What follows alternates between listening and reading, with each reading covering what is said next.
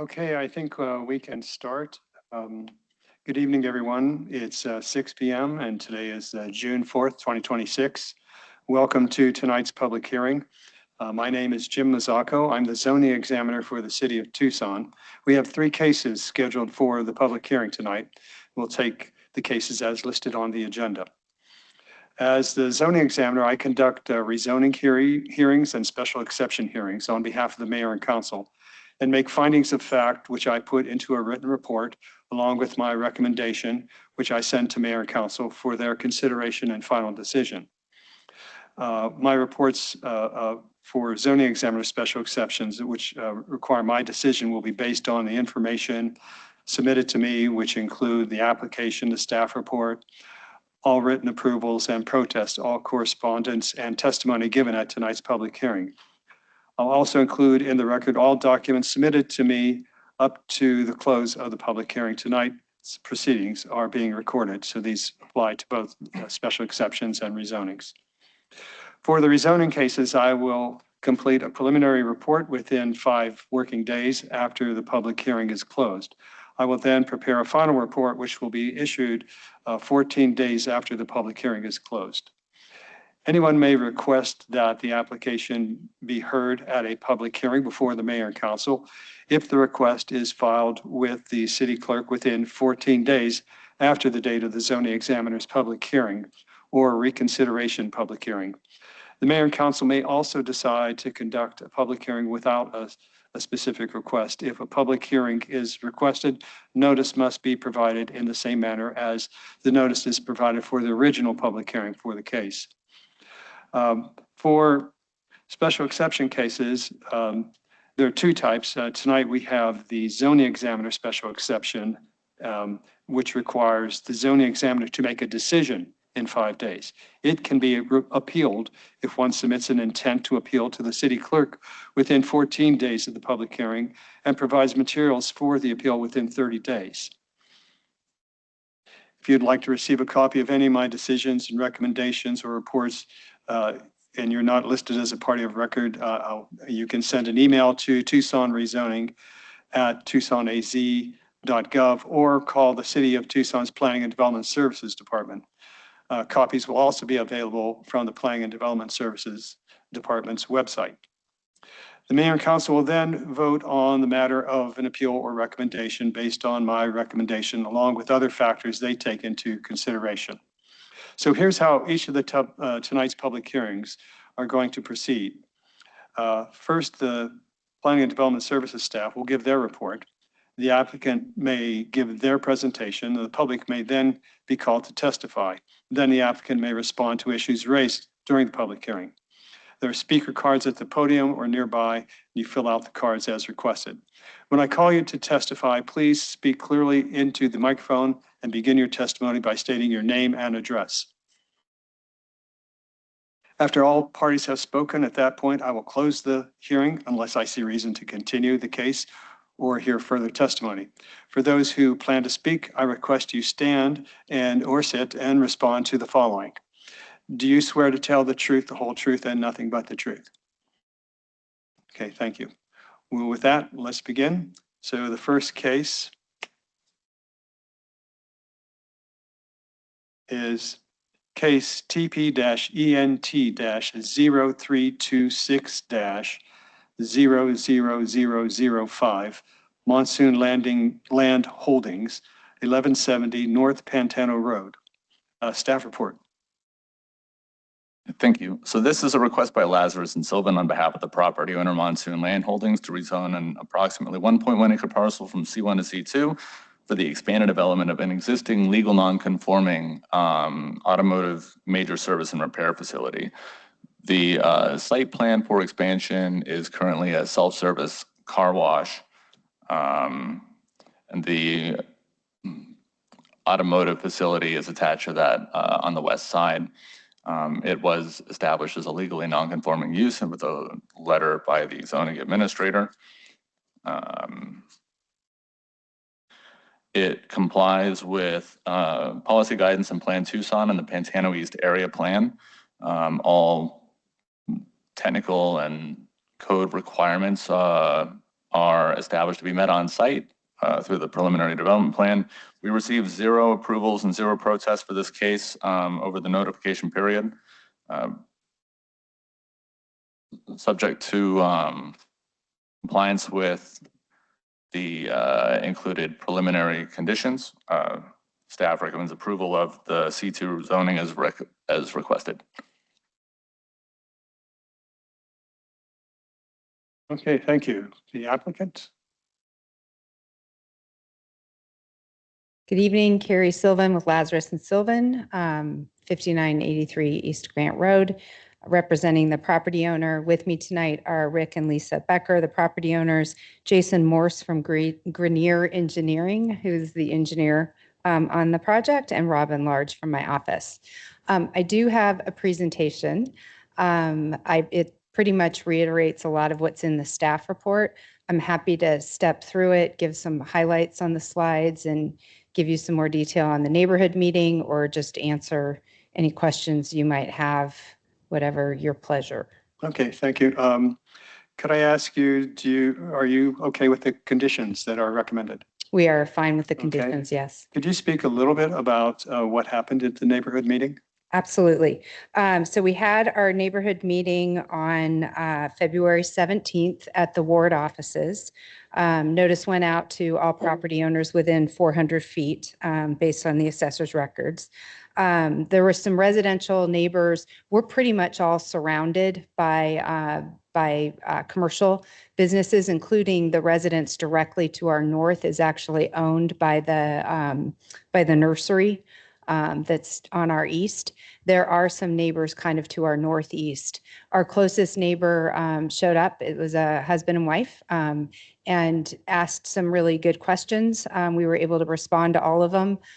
They're excited to see the car wash go away, which has been pretty much hands down the sentiment of everyone who we've talked to.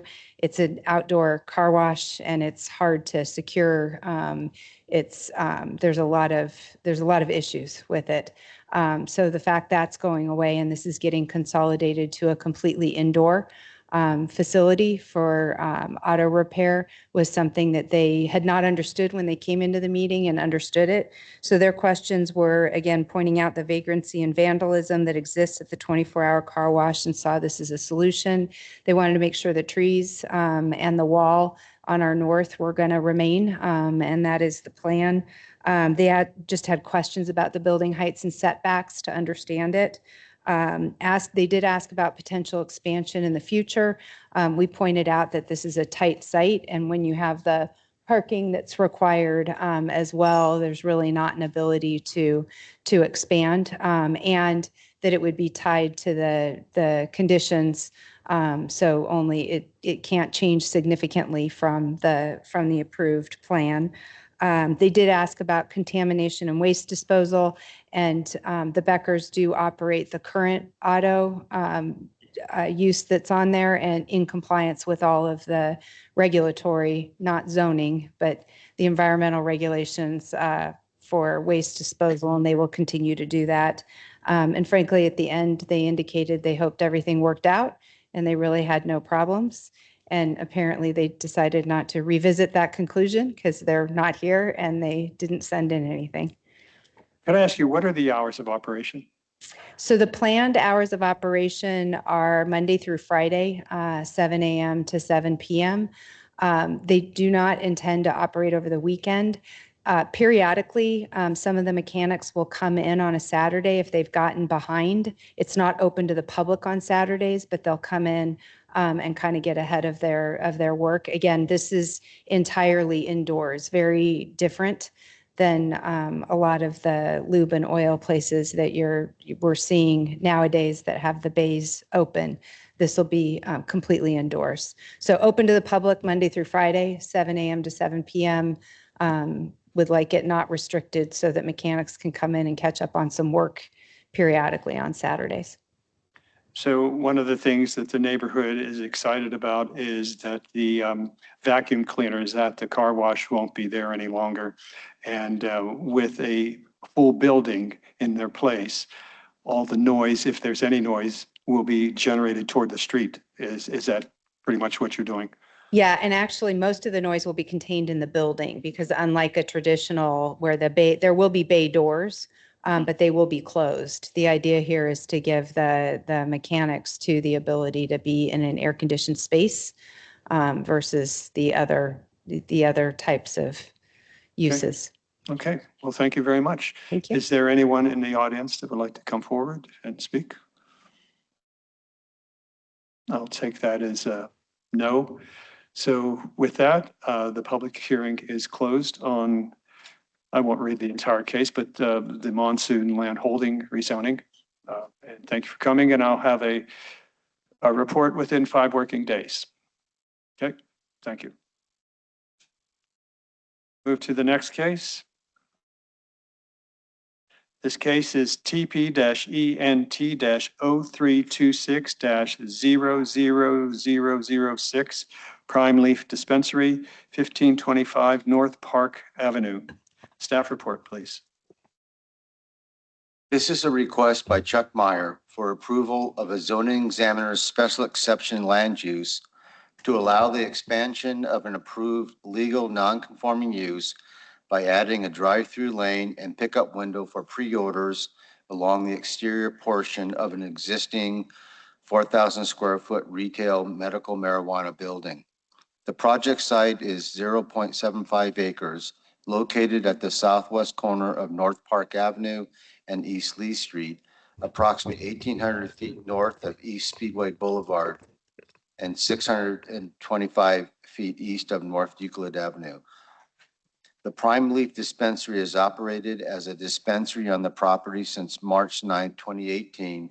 No new construction is proposed other than the minor remodeling related to the proposed drive-through lane and pickup window. The project team held a virtual neighborhood meeting on January 23rd, 2026. The applicant gave a presentation regarding the details of the proposed development and the process for the special exception.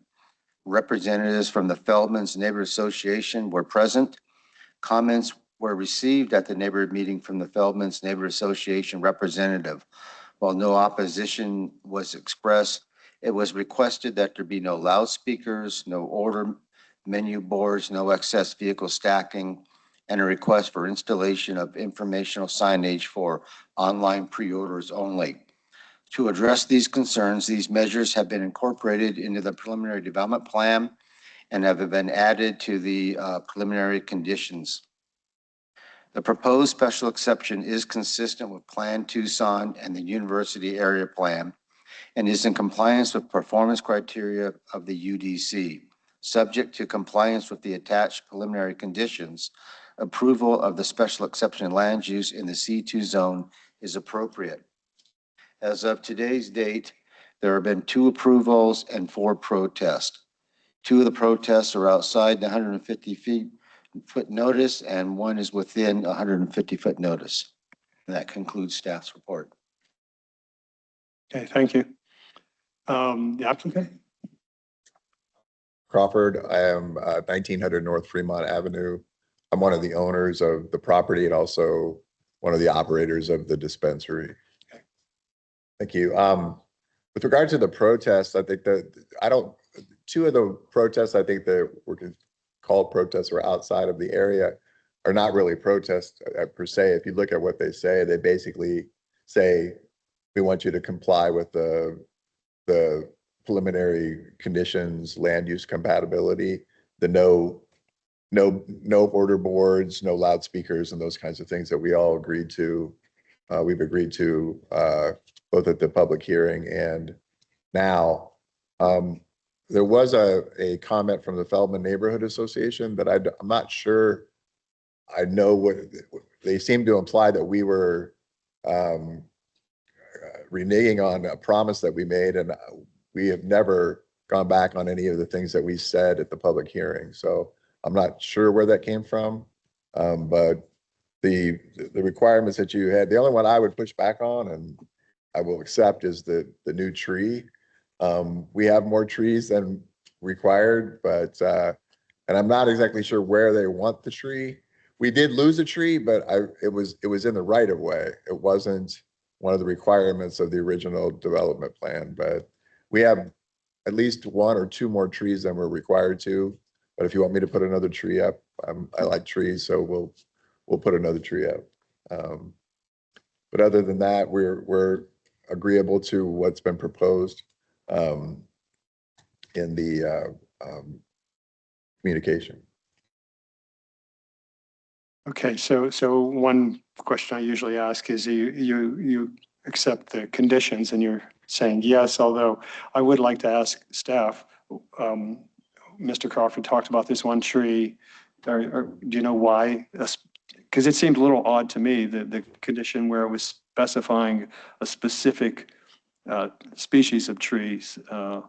Yeah, I was just wondering where that came from. That condition came from the landscape reviewer when they were looking at that and was looking at the site, and he felt with some of the policies that tree could have been added. As you mentioned, Mr. Crawford mentioned maybe losing a tree, but If you go to the third slide, I think, I'm not sure who was doing the fourth slide. I can show you where the trees are. We have that, there you go. So if you look at the northern border, there's 2 existing trees. We added 2 more along that pathway.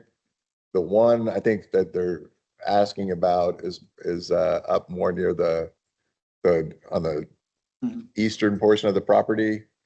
We have a tall bush. I don't know if it's a tree or what you would call it, but it seems to be there. When we were discussing this at the hearing, I had indicated that we had lost a tree because the wind blew it over and we ended up having to take it down, but it was out on the right of way near Park Avenue. The stump's still there. We couldn't get the stump out, but so we have more trees than we're required to, but if you guys, I'd have no problem putting another tree up if it deemed appropriate. So Mr. Crawford, the pickup window is on the southern wall of the building? correct. If you go back up to this, I think it's the second. Yeah, there you go. Do you see the little arrows that are Yeah. going around the building? Yeah. It's approximately where that red Okay, mark is on the building, correct. And there's a wall that blocks the view of the alley, so it's really enclosed. so a customer will come in driving westward. They'll make a transaction at the southern wall, and will anything happen on the western wall? Or is everything covered by the southern wall? The southern wall is covered. There's a wall on the western side. Most of it is a 6-foot masonry wall. There is a wood part that wraps around. What I'm asking is there a window on the western wall or is everything done on the southern wall? Everything's done on the southern wall. Okay, There- so they make their transaction, they come in, I want this, the person says, okay, here it is, and you pay and all that, and Right. all that happened on the western wall. Then a Southern wall. customer then goes around the building and goes northward toward Lee. They will enter off of Lee, come south, Oh, down the western wall. They will then go along the southern wall. That's where the window oh, is. okay, so, okay, I got it backwards. They're starting at Lee, that gives you a larger queuing area. Yes, Then you turn left to the southern wall, and then you exit onto Park. correct. Okay, now I Follow those understand. arrows there, and if you go to the one we've showed where we can get 6 cars queued up before you even get past the building, so Okay, that makes more sense, because I was thinking, wow, do you really want to queue into Park? That would be. no, we don't want to, exactly. Okay, We don't want to become the Starbucks on Campbell and yeah, Campbell and Glen. okay. Let's see if there's anything else here. So I think if you're okay with the conditions, we can see if there's anyone in the audience. I gather there's no one in the audience to speak. Anything I forgot? Does your architect want to say anything? or- No, I'm just asking if we forgot Okay, anything. okay. So Appreciate it. with that, thank you. And we will close public hearing, and I will have a zoning examiner decision within 5 working days. Just briefly, I just Sure. want to say something. There was a requirement for a specific size sign. Mhm. I just wanted to make sure if the sign code, we have to pull a sign permit for that, it would be subject to whatever they deem as Yes. appropriate. Okay. Yeah, It seemed bigger than we were allowed, so I'm sure they won't allow that. we'll let them figure it out. Thank you. Okay, okay, thank you for coming.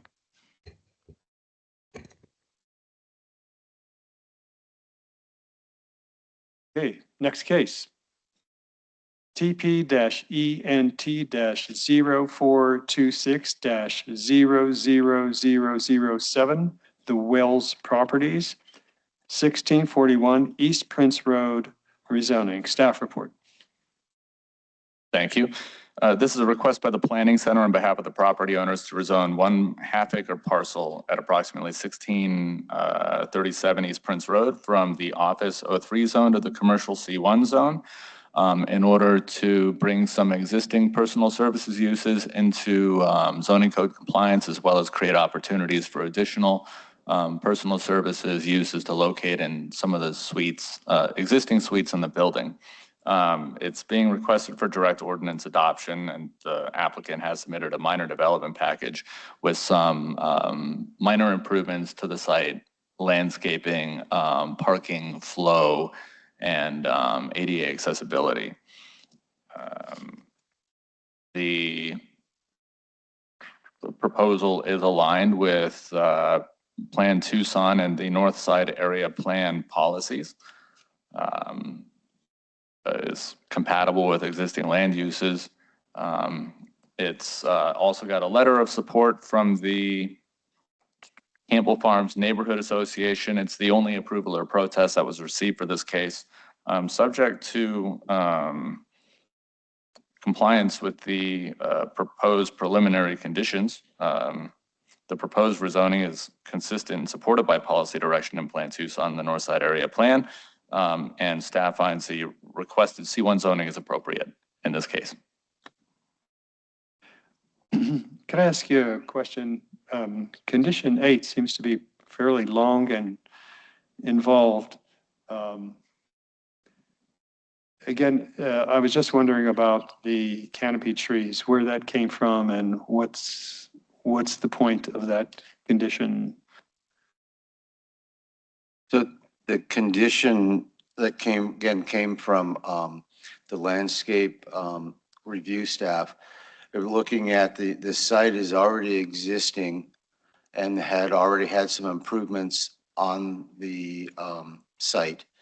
And so the conditions we're trying to get close to the full code compliance as possible, using some of these other trees for shading to meet the code, but still recognizing that it's already has some improvements on there for that site. So just bring it up to the UDC. Just bring it up to UDC as close, yeah, for the Okay. shading in there. Okay. Okay, applicant, please.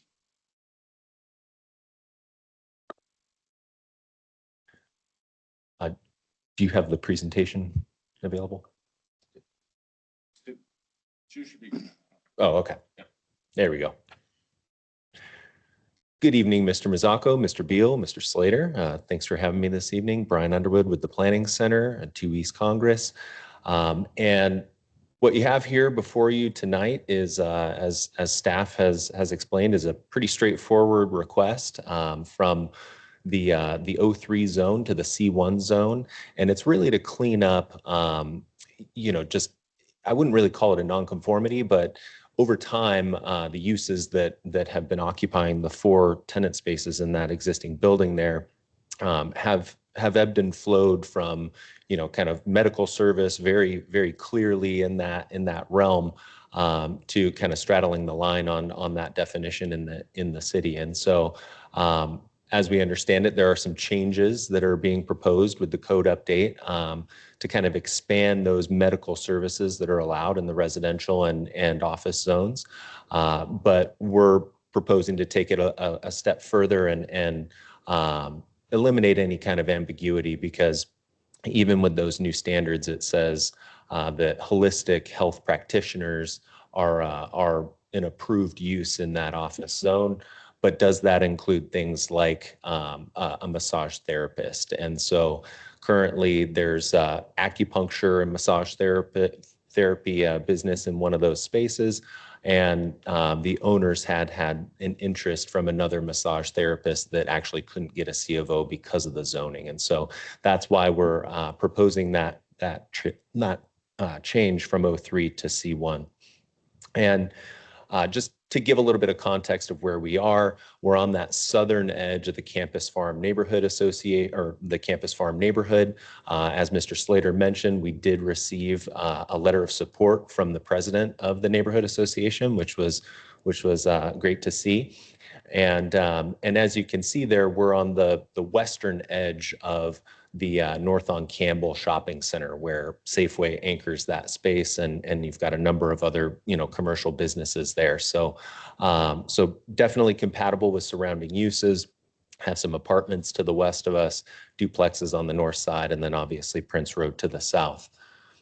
Again, taking a closer look at the site, you can see it's all completely developed. The only changes that we're proposing are, as Mr. Slater alluded to, some additional landscaping that's picked up there in the conditions, and then also some one-way directional signage and arrows. And that's due to, you can see there between the parking and the building, that is actually a bit of a pinch point on that two-way circulation that needs to be a minimum of 24 feet. This development was built with 15 feet between that parking island and the raised kind of, or the curved planters there in front of the building. And so because of that, and in order to bring this into UDC standards, we are proposing that one-way directional signage and arrows. So we'll have an entrance on the east, exit on the west side there. And that is shown here on the plan. You can see those arrows, pointing north and then pointing south over on the left-hand side of the drive aisle there.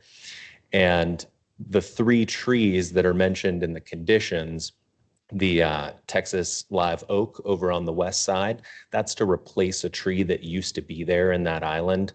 It's currently, it had died. And so we're going to put that back so that row of parking is compliant with the UDC. And then the two trees that you see there in the middle, those are also to shade some of those parking stalls that are in the middle there. And they're also pushed back north of the existing monument sign there, because we don't want to have any kind of coverage of that sign from the canopy tree itself. And so those are proposed as two desert willow trees, which are slightly smaller than that Texas live oak, so that we hopefully don't have any conflicts with the signage. And other than that, there's only one other change that's being proposed, and that is some additional striping so that we can connect those two accessible parking spaces that you see there on the north end of the parking lot, connect those to the opening there that you see in front of the building. And so there's actually 4 openings that you can see there. They're only 3 feet wide. And so it needs to be a minimum of 4 feet or 5 feet wide. And so we have already, the property owners have already gone in and cut that curbing out from that raised planter in front of the building. And they've expanded that from 3 feet to 5 feet so that they have an accessible route to the sidewalk in front of the building. And so all we're doing now is just striping 16 feet in front of the building there so that we connect both of those spaces to that accessible route that connects to the building. And beyond that, those are the only changes. So very straightforward. As Mr. Slater had mentioned in his staff report, there was one neighbor that reached out to us. They're a duplex owner to the north there, and they have some gang-style mailboxes that are located on the southeast corner of this property. And they currently come in and they park there in the parking lot and they access those spaces, and so, or those mailboxes. And so they reached out to make sure that they'd still have access to that, and we confirmed that absolutely they still will. So beyond that, there's no other changes, and we are in agreement with all the conditions, including number 8 there. And with that, we would just request your recommendation of approval to the council. Thank you. Okay, I don't have a recommendation for approval. I make the decision. This, no, this is a rezoning. Sorry about that. You're right. Right. Sorry. Jumping ahead. Okay. That was the last case that I make the decision. This one, I make a recommendation. Okay. Got that clear. Okay, well, you've made your statement and you said you agree with the conditions and you gave a good summary of the issues on the property. It seems like you have support from the neighborhood and that's important. So with that, does anyone else want to speak? Okay. Okay. Well, with that, we'll close the public hearing and within 5 working days, I'll have the preliminary report on your rezoning, which is a recommendation to the mayor and council. Thank you. And with that, our public hearing for this evening is closed. It's 6:30 p.m. Thank you all for coming. Thank you.